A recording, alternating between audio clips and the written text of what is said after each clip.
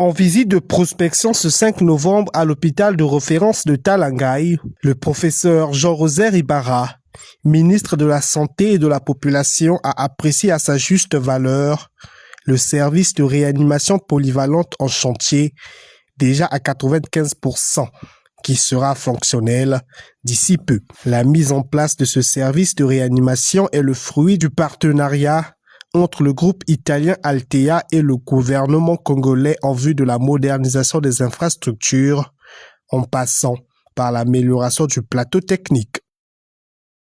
Cet hôpital compte à ce jour 1116 agents. Dans l'échantillon ici présent, par ma voix, vous souhaite la bienvenue, une véritable cordiale bienvenue, et est à votre écoute pour vos instructions. Les travaux qui se font ici nécessitent une cérémonie dite d'inauguration qui se fera dans la première quinzaine de décembre, semble-t-il. Et nous aurons des visites un peu quotidiennes. Peut-être pas moi directement, mais les agents de la direction générale, mes conseillers, de façon inopinée, vont venir à l'hôpital. Il n'y a pas que le positif. Le ministre de tutelle a par ailleurs déploré quelques imperfections dues par la plupart à l'absence du personnel soignant dans certains services, pour ne citer que cela.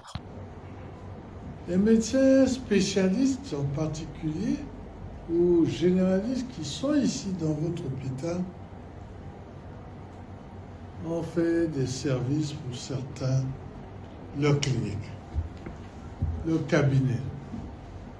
Ce n'est pas ici le lieu.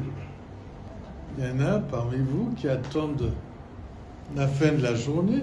On ne sait pas qu'est-ce que vous faites le matin pour commencer vos consultations. Et à la fin, vous partagez l'argent. Vous dites ça. Vous avez, le ministère donne des kits de césarienne.